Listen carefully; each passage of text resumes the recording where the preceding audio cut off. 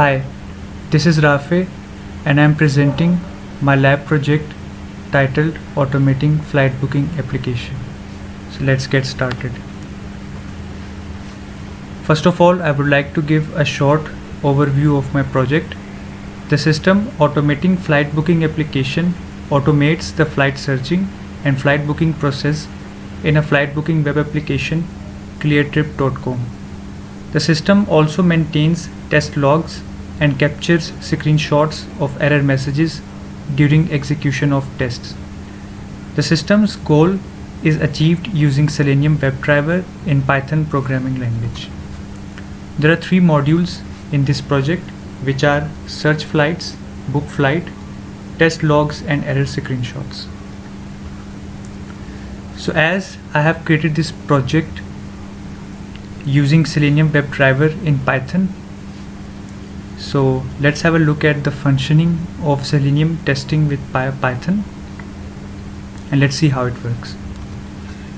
So first of all, I would like to give a brief introduction of Selenium WebDriver.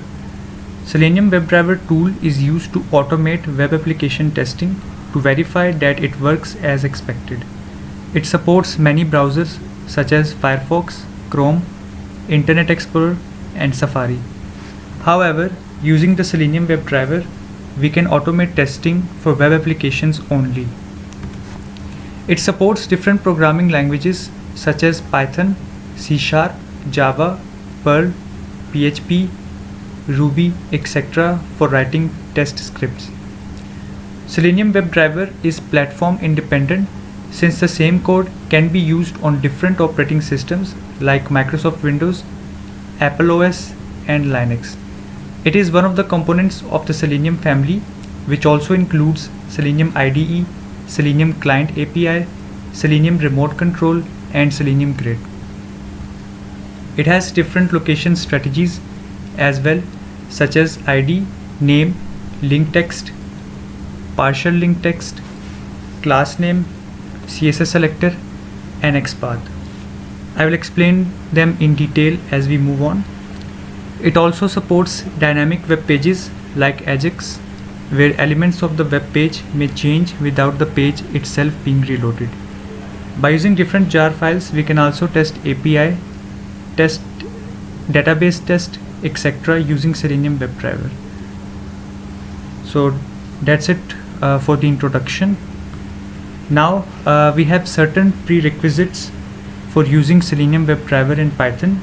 These are the things that you need to do before creating a Selenium WebDriver project in Python.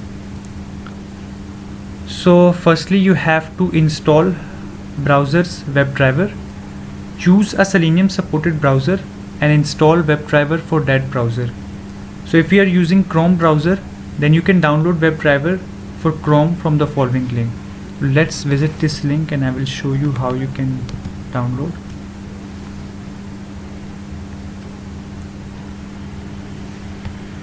So we have different versions of Chrome driver for different versions of Chrome browser.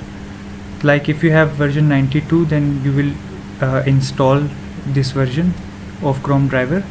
So first you have to check your browser's version.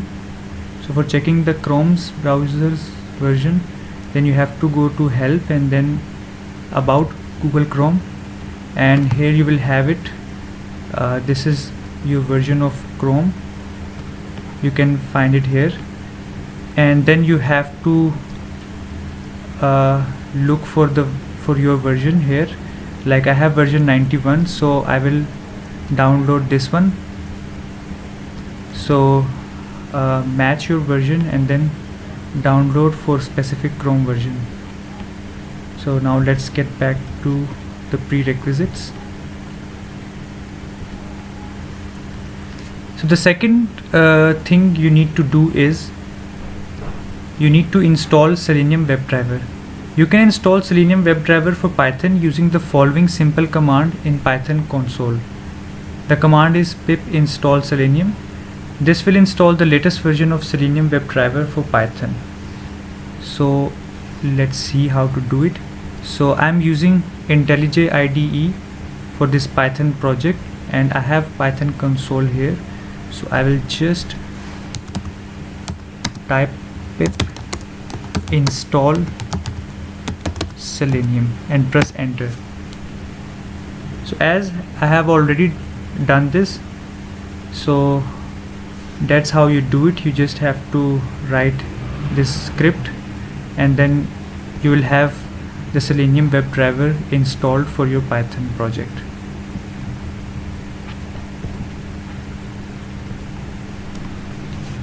So now we will discuss some basic Selenium WebDriver methods.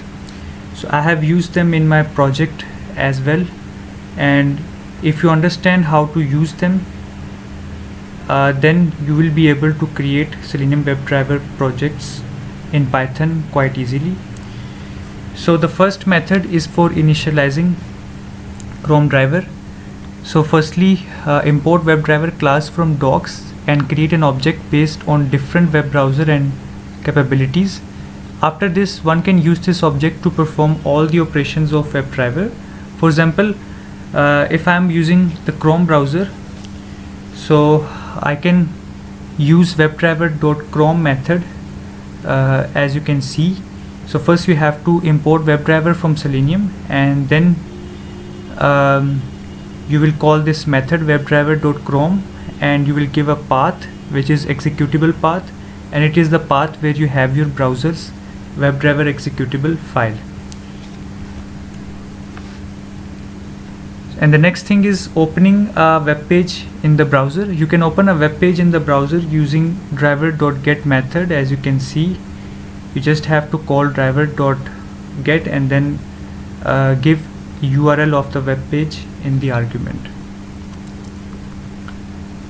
And then maximizing web page window, you can maximize using driver.maximize_window, and finding element by XPath.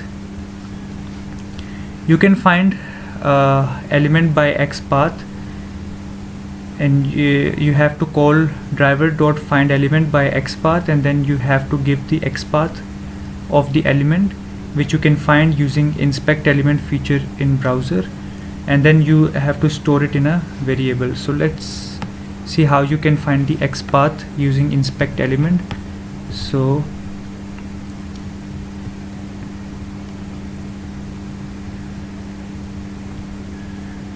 for example, I want to find the XPath of this element, this radio button. So first I will use this click feature, and then I will move my mouse here, and then I click on that. So here we go. So as you can see, there are 3 dots on the left. You have to click it, and then you have to go to copy, and then in the sub menu you will have these options: copy outer HTML, selector, JS path, styles, and XPath. In order to get the XPath, you have to choose a last option. You have to copy full XPath, and then you have it, and then you can give that as an argument here. So that's how you can find element by XPath. Similarly, finding element by ID, driver.findElement by ID, and for finding element by name, driver.find_element_by_name, and for finding element by hyperlink text, we have 2 methods: driver.findElement by link text, driver.findElement by partial link text. So in the first one you have to provide the full hyperlink text, and in the second one you can give a part of that as an argument.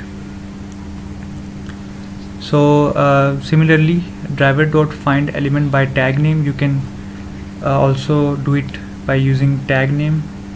We have tag name in HTML, and similarly we have class. You can find element by class name by CSS selector. And after you have found an element, now the next thing is perform action on that element. Like if you want to click an element, So first of all, you have to find an element using any of the methods for finding element and store it in a variable like we did here. Currency is equal to driver dot find element by x path, and then use click method to click that element. So now you have to just use the click method, and like we have this variable currency, this has the full path, and then you have to just do currency dot click, and this will click the element. Writing text in a text box, find a text box using any of the methods for finding elements and store it in a variable like we did before, and then use click method to click the text box, and finally use send underscore keys with text in the argument. This is the method that will write text in the text box, as you can see in this code snippet. The next one is select element by index. In order to select an element by index in a drop down list, first you have to select that list using select and web element as an argument, and then you can use select by index with index as an argument to select an option from a drop down menu based on its index, beginning with 0 as follows.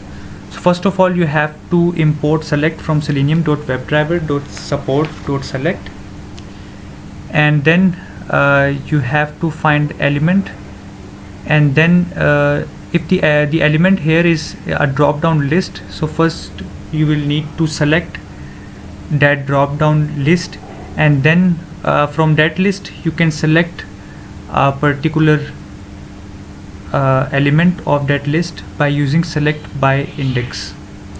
So let's see. So we have this drop down list, and we want to select 2. So the index begins from 0, so we need element at the first index. So what we are going to do is we're going to do select by index and then 1. So first we will select adults and then select by index 1, so which will give us 2 adults. So the next one is very important. This is explicit wait. An explicit wait is a code you define to wait for a certain condition to occur before proceeding further in the code. In order to write code that will wait only as long as required, the method WebDriver wait in combination with expected condition is one way this can be accomplished as follows. So first you will import by from selenium.webdriver.common.by. By is a mechanism used to locate elements within a document, and then you will import WebDriver wait, and then you will import expected conditions. So first you have to call this method WebDriver wait, and here you will give argument. You will give 2 arguments. First one will be the driver, and the second one will be the amount of time in seconds. So what this code is doing, that it will wait for 20 seconds until the element becomes clickable. So here we have wait dot until EC, which is expected conditions, dot element to be clickable. Now element to be clickable, here is the expected condition that will occur within 20 seconds, that is expected to occur within 20 seconds, and this is the element which we are waiting to become clickable. And then after the element, if the element becomes clickable within 20 seconds, then we want to click that element. So this is the implementation of explicit wait, and there are 2 methods involved, WebDriver wait and expected conditions. So expected conditions, the expected conditions module contains a set of predefined condition to use with WebDriver wait, as we saw in the code snippet before, there are some common conditions that are frequently of use when automating web browsers listed below. So these are the conditions that are frequently used. So there are many of them. You can pause the video and go through them if you want. So in the previous code snippet we use element to be clickable, and these are other important conditions which are frequently used. So the next one is switch to child window. We can handle child windows or tabs in Selenium. While working with child windows, we need to always shift the browser focus to the child windows, then perform operation on them. By default, the focus remains on the parent window. We can use driver.window_handles that fetches all the handle IDs of the windows that are currently open, and switch_to.windows window arguments. We will give the variable name in the argument which switches the focus of Selenium to the window name mentioned in the arguments. All of this can be done as follows. So in this example we are storing driver.window_handles1, so which is the first child window. We are storing the first child window in this variable child window, and then we are calling driver.switch_to.window child window. So this will switch to the first child window. Location once scrolled into view. We can use location_once_scroll_into_view method to discover where on the screen an element is so that we can click it. This method causes the element to be scrolled into view. This method can be used as follows. So like in this example, we have this continue booking is equal to driver.findElementById. So first we are finding element and storing it in a variable, and then we are calling this continue booking.location once scrolled into view. So what it will do is it will wait until the location is scrolled into view. So once it is in the view, then we can click on it. So it will scroll down and find the element, and once it is in the view, then you can perform actions on it. The next one is save screenshot. You can also save screenshot using the method save_screenshot. You have to specify the file name .type. Like here we have driver.savescreenshot error message.png. So this will save the screenshot. So the last one is quitting the browser's WebDriver. Finally, after performing all the tasks, we can quit the browser's WebDriver. Quit is a WebDriver command which calls the driver.dispose method, which in turn closes all the browser windows and terminates the WebDriver session. If we do not use quit at the end of the program, the WebDriver session will not be closed properly and all the files will not be cleared of memory. So this may result in memory leak errors. So this is a simple command to close all the browser windows, which is driver.quit. So the next one is Python time module. Python time module can be very useful when we work with Selenium in Python. Most common used method is time.sleep and seconds in the argument is used to add delay in the execution of a program. This is useful when we want to control the test's execution speed. So this can be very handy if we want to control the speed of the test which are executing. So you simply have to import time and then you can use time.sleep anywhere in the program where you want to add delay. So the next one is creating and maintaining tests log file. Logging is a means of tracking events that happen when some software runs. The software's developer adds logging calls to their code to indicate that certain events have occurred. We can create a log file in Python as follows. So first we have to import logging, and then logging.basicconfig, this is the method, and then you have to specify the file name and the format. You can have date and time in that. So logging.info method report events that occur during normal operation of a program as follows. So if you want to report an event, then you can use this method. So as you can see in this code, driver.get, first we are opening this web page, and then we are maximizing the window, and then we are reporting that the Chrome driver was opened successfully. So if the first two statements are executed successfully, then we can report that Chrome driver was opened successfully. So that's it from the presentation. Now let's jump to the demo.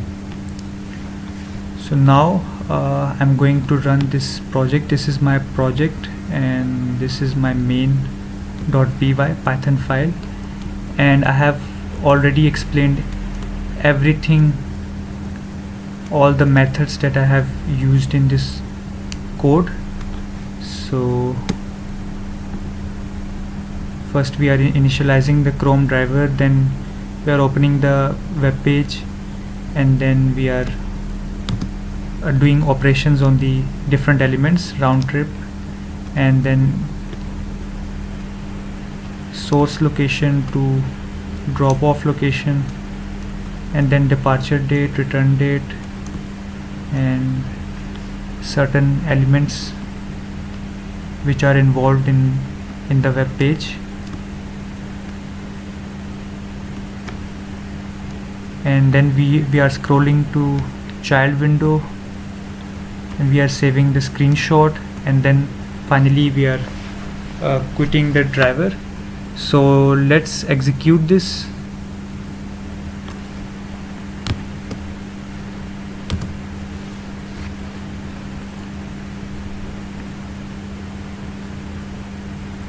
So as you can see that Chrome is being controlled by automated test software.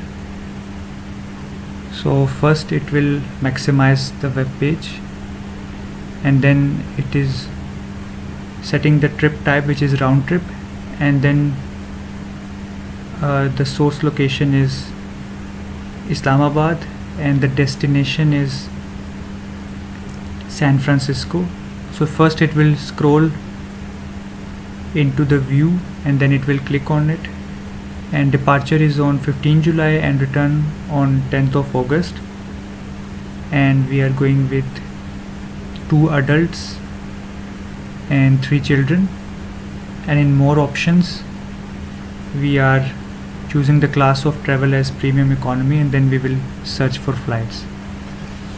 Now it is searching for flights.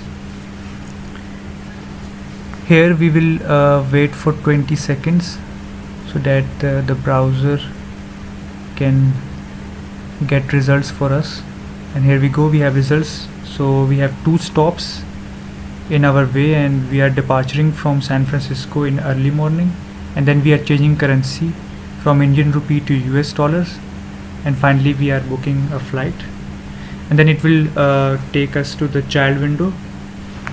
This is the child window, and then we will review our trip, and then we will scroll down to find the continue button, and once it is on view, and then we can click on it, and lastly we have click on the continue, and then we have this error message.png, and here we have the screenshot. So after booking the flight, it asks for the user details. So as we are not logging in, we don't want to book flight for real, so that's why it is giving us an error, and we have taken the screenshot of it. And then we have this log file which tells us the date, the time and info of different tests executed. So first of all, Chrome driver was opened successfully, then Islamabad was selected, San Francisco was selected, 2 adults and 3 children were selected, premium economy, currency changed to USD, screenshot was captured, the driver was quitted successfully. So that's all from the presentation. I hope you enjoyed it. Thank you so much.